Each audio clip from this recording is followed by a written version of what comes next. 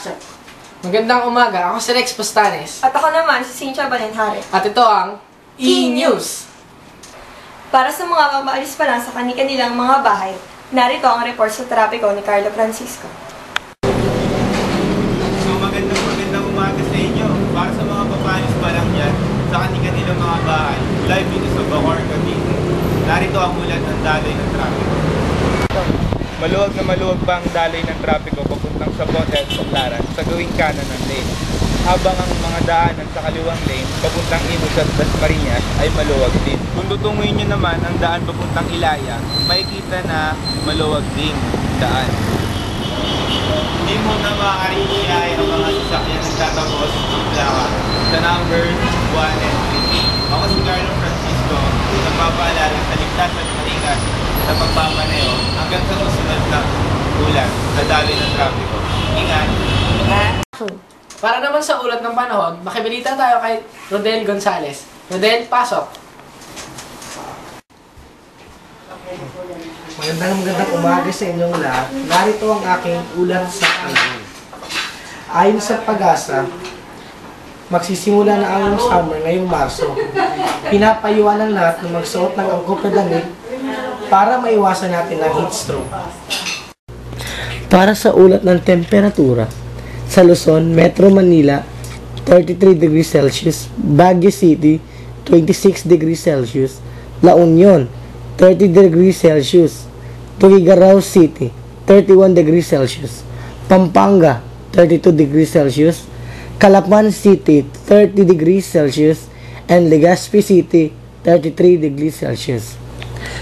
Sa Visayas, Iloilo, 30 degrees Celsius, Cebu, 31 degrees Celsius, and Tacloban City, 30 degrees Celsius.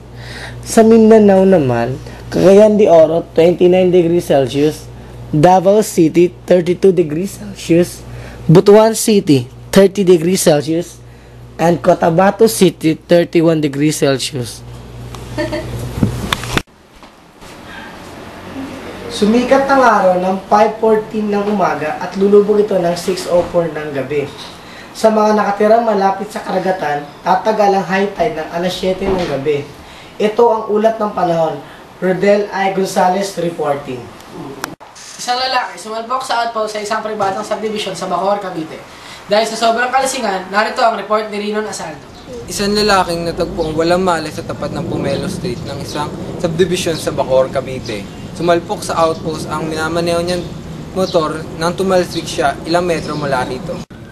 Pag-ewang-gewang na po kasi yung motor tapos may dumaan pang sasakyan, ang bilis po nung takbo nila, kaya yun, nagkabanggaan sila. Nung oras po na nangyari po yung aksidente, balik kakauwi ko pa lang po, galing po ako sa birthday ng kaklase ko. Tapos nung pagdaan ko po na malapit sa Pomelo Street, may bigla po may dumaan sa gilid ko na mabilis na motor. Hindi man yan na po ako pinutputput, baka mamaya nasagasaan po ako. Paano na po ako? Galing kasi sa birthday ng kumpare ko eh. Nagkainom mo ng konti, pero kaunti lang nainom ko. Hindi ko lang talaga napansin. Madilim kasi yung daan eh. Maswerte pa rin at ilang minuto ay nagising din ang biktima. Inihatid na siya sa St. Dominic Hospital pero sa susunod na uulitin niya, swerte na lang kung magigising pa siya. Rinon Asaldo, reporting. 13 anyos na dalagitan ni Rate ng pinsan sa May Bulacan. Biktima, kasalukuyang natotrauma. Narito ang report. Jerome Flores. Pasada alas 9 ng gabi, bibili sana sa tindahan ang 13 anyos na dalagita sa itatago natin sa pangalan Mona. Nandagpin at hanlayin siya ng kanyang pinsan na si Ernesto sa likod ng kanilang bahay. Ako hinali siya ng pinsan niya kaya agad ko sinabi sa kumare ko.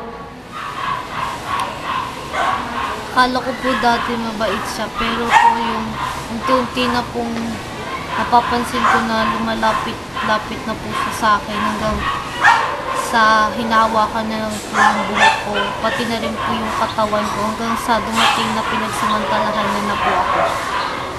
Kasalukuyan nasa ilalim ng kustudiya ng DSWD ang dalagita habang nasa bilangguan naman ang aksado.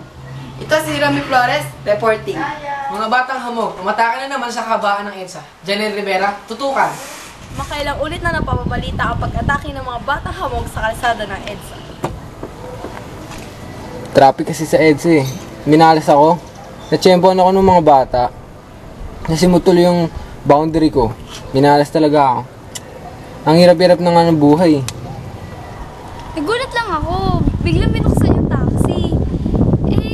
Biglang hinablot yung bag ko. Wala na ako nagawa. Buti nga nakuha ko pa yung bag ko eh.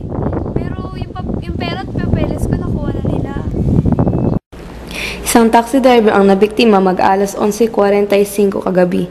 Nakuhanan din ang nasabing driver ng mahigit 1,000 piso matapos salakayin ng mga bata. Maging ang pasahero niya ay hindi nakaligtas sa nasabing group. Pinangalanan na ng pulisya ang mga kasapi ng batang hamog. Sila ay sina Boy Perez alias Boy Tigas, Robert Topias alias Boss, Eric Madumi alias Totoy, Manuel Bangis alias Bogart. Humingi na rin ang pulisya ng tulong sa mga mamayan ukol sa pagbibigay ng impormasyon tungkol sa mga batang pasit. Live reporting dito sa EDSA de Rivera. Isang kalunos-lunos sa pangyayari ang sinapit ng 11 anyos na bata sa kanyang ina matapos itong patayin dahil sa depresyon. Tila wala pa sa wisyo ang 38 taong gulang na si Ali Remedios Sanchez nang amin siyang kapanahimin sa presinto.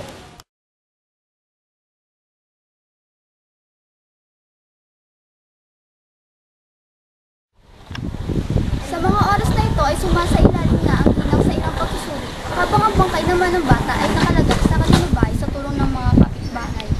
Arlene Caberto, reporting. Isang lalaking naaktuhan nagnanakaw sa isang pribadong subdivision ng mahigit 1 milyong piso, nahuli na.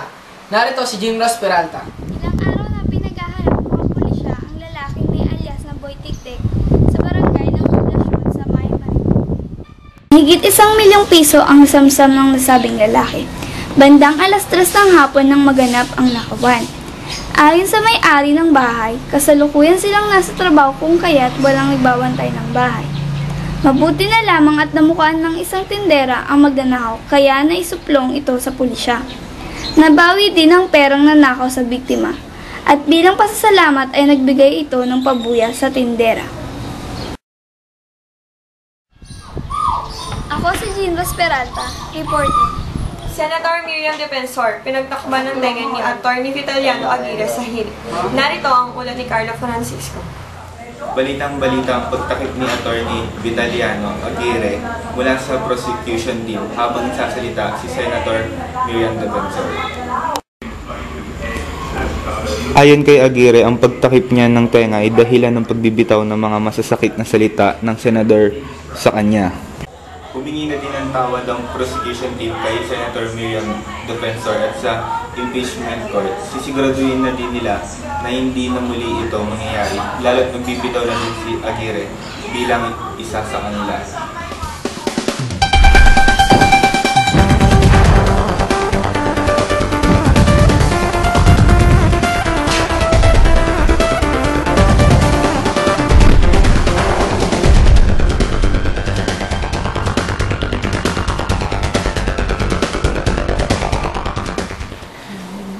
Magandang umaga sa inyo lahat.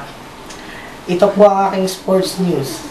Ako po si Rodela Gonzalez. Ito po ang aking nakalap ng mga sports sa mga panahon ito. Ngayong November 12, 2012 ay matutunan natin ang laban ni Timothy Tim Bradley at Manny Pacquiao. Ito ay magaganap sa Las Vegas, Nevada, kung saan matutunghayan natin ang 8-time world champion na sasabak uli sa ring. Pinakako niya na ayaw na ipahiya ating bansa at gagawin niya lahat ng kanyang makakaya. Saludo kami sa iyo, Congressman Manny Pacquiao. Sa ibang larangan ng sports naman, gagawin lahat ng New York Knicks at si Jeremy Lin ang kanilang makakaya para makuha nila ang kanilang pang-8 sunod na panalo. Mga kalaban nila ang Houston Rockets sa Houston, Texas Arena. Gagawin lahat ni Jeremy Lin ang kanyang makakaya dahil ito ay may angkop na galing sa basketball. Ang pag-shoot niya ng 3 points ay parati itong nakakapasok. Lahat siya ang magiging superstars ng New York Knicks at gagawin niya lahat ayon sa kanya. Siya na ang pinakamagaling na point guard sa buong NBA. Yun na. Sa basketball sports din tungkol sa ating bansa, hindi nasungkit ng Barangay Ginebra ang kanilang pang-4 na panalo laban sa katunggalin nilang BME Derby East Llamados. Hindi nakuha hindi nakagiwat ang kanyang team na makuha ang pang-apat na sunod kasi parati silang nakakakuha ng turnover dahil sa kanyang kamalasan. Ginawa lahat ni Big Game James Yap ang kanyang mga kaya at ang import nilang si Earl Barron na makuha ang kanilang pang-5 sunod na panalo sa 6 na asignatura. Susunod ang mga kalaban ng Barangay Nebra ay ang Rain or Shine Elasto Painter sa Smart Arneta Coliseum na magaganap ngayong March 25, 2010 kung saan ang Elasto Painters ay gagawin lahat masungkit ang kanilang 3 panalo. Sa mga oras na ito ay magtatapos na po ang aking sports news. Maraming salamat sa inyong panonood. Magkikita-kita tayo ulit sa susunod na edisyon ng Sports News. Ako po si Rodel I. Gonzalez. Maraming salamat at magandang umaga sa inyo lahat. Para sa Showbiz Balita, narito si Gemma Edgan. Gemma?